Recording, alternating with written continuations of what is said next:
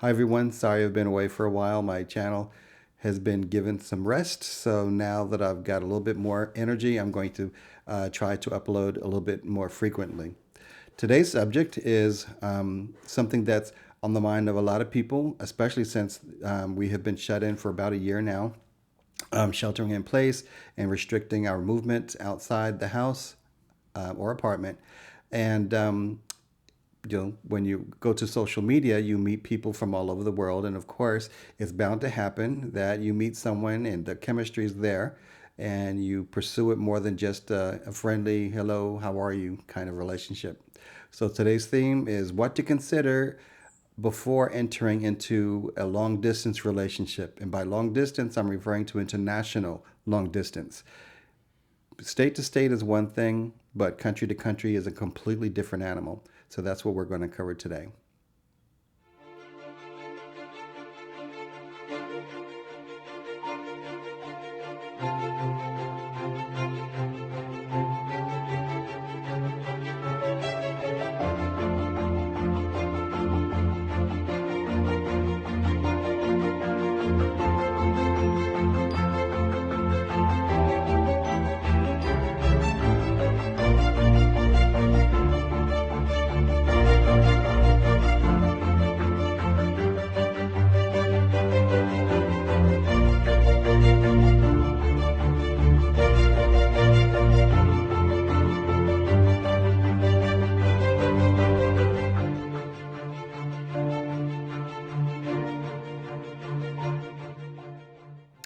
First thing to consider is language. Do you both speak the same language? If you do, awesome. If not, are each of you learning each other's language?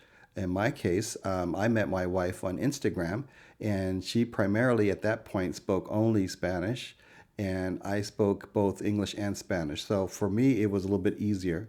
Now that she's here, she's learning English. So she's struggling through it, but she's making it. She's making a lot of good progress, and I'm very proud of her. She's right next to me.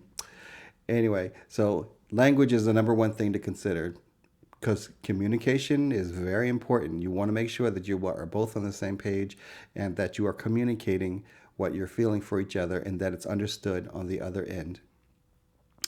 Number two, finances. Do either of you, or better yet, both of you, have the resources to fund an international long distance relationship? And I'm referring primarily to plane tickets or train tickets, depending on what country or continent you're in. So, I can tell you from experience that plane tickets are not cheap. So, if you budget well and you have the resources, go for it. And make sure that you're getting your miles, but that's for another video. So, all right. Number three, documents. If you're going to be traveling to see each other, or one person seeing the other one primarily due to resources, do you have the documents needed to travel into that person's country, or do they have the documents to visit you in your country? There's a lot to be said. The first thing you make sure that you have is a passport. And in some countries, you need a visa. For example, when I went to China, I needed a visa to go into China. And I had to go all the way to Houston. I'm in Dallas. I had to go all the way to Houston to get that Chinese visa. So, what are the steps that they will need to go through to get the visa or the documents needed to visit you or you visit them? So, just a thought. Number four, time zones. I know someone who shall remain nameless who had fallen in love with someone who was in Africa and he was over here in the United States. So based on where she was located, I think it was a 12-hour time difference.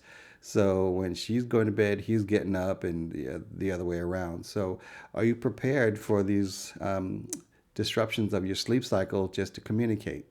Now I can tell you from experience, once the heartstrings kick in, once the emotions kick in, it's not gonna bother you. But you'll do what you have to do to communicate with each other despite all the time zones. Number five, and I'm looking at my notes here so I won't forget anything. Technology, and I really should have said that before doing anything with the plane tickets. Do you have the technology to communicate on a regular basis? For example, How good is their Wi-Fi, or do they have access to Wi-Fi? In many countries, those of you who've never traveled outside the U.S., many countries have set up cyber cafes, and that's how people connect to the internet is using cyber cafes. Another thing to consider is do you have the bandwidth to have video chats, or is it just going to be texting? It's better when you can see them and hear them at the same time, trust me. So, do they have the bandwidth to have, let's say, a Skype call with you or a FaceTime if they have an Apple device? So, just a thought, because I can tell you that internet access outside the US, it can be pretty costly, and there sometimes are data caps. Texting is one thing, and calling is another. But when you can actually see each other, talking to each other right in real time, that makes a big difference in the relationship. It can deepen the relationship and you feel closer to the person that's on the other side of the earth. Number six, family. If it gets to that point where you let your family know or they let their family know about your relationship that's long distance, how does the family feel about it? Of course, most of us are depending on the culture, family can yield a very strong influence over a relationship, whether it's arranged or whether it's casual or what have you. So, how does their family feel about you, and how does your family feel about them? Just a thought. Number seven, trust. Once you are involved with each other, let's say that you had an online relationship and you've chatted and you've FaceTimed and you've Skyped or what have you for, let's say, several months, and now your emotions are starting to kick in or they've already gone into overdrive. What about the trust? What happens when the camera turns off? What happens when you disconnect? Do you have the trust that they are being faithful to you? And are you being faithful to them? Just think about it. Remember, long distance is not a good thing to deal with when you are in love with someone and that you cannot be with on a regular basis. So, trust is a big, big, big issue with long distance relationships because they have to live their life and you have to live yours.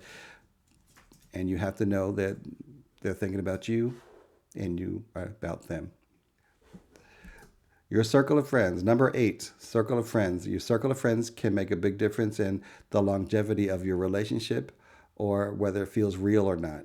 So just think about it this way. If you're holding up a camera and they're joining you virtually, it's not the same as them being right next to you. Trust me, I know about what I'm talking about. Number nine, culture. What are the cultural expectations based on the country where they live and where you live? If you're female, this is going to make a big difference, especially if you decide to go over there to visit them. What are the norms of dress? What are the standards of dress that they expect a female to abide by, whether you like it or not? Do you have to have a head covering? Do you have to not have any makeup? Do you have to wear dresses or whatever they're accepting as female attire? You have to consider the feelings of their family as well as their friends when you are able to visit them, and likewise when they visit you. Cultural differences can make a big difference in your relationship, and you have to learn to be very accepting and not try to lord your culture over theirs and what have you. It's not a competition, folks.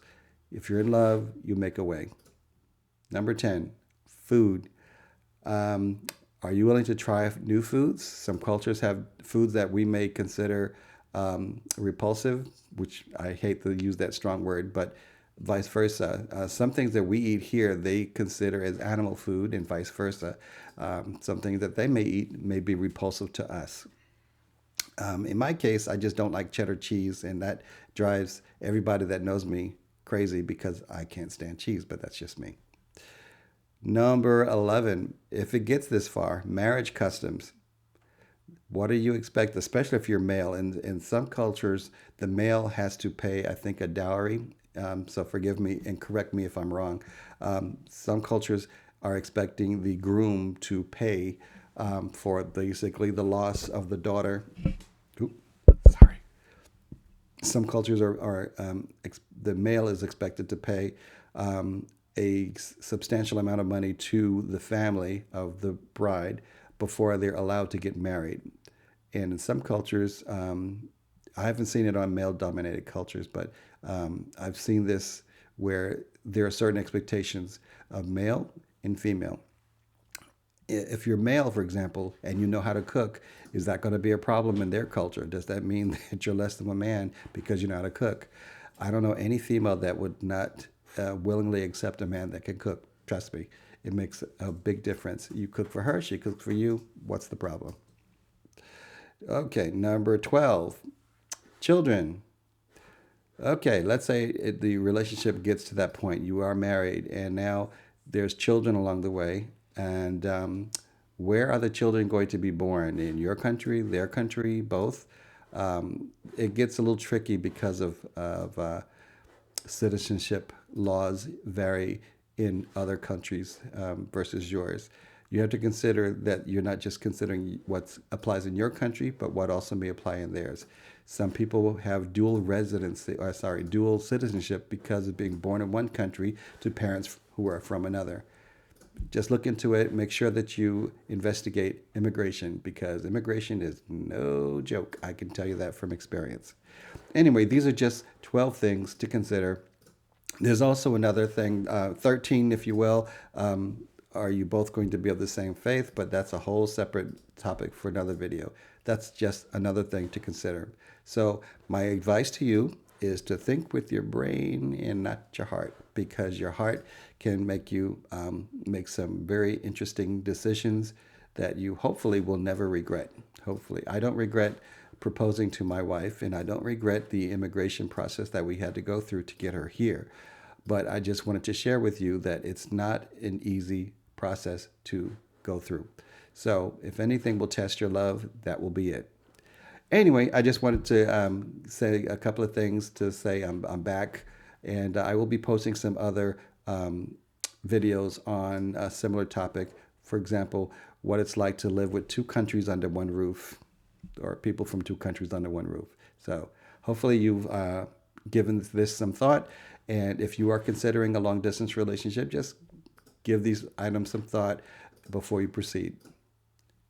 Enjoy.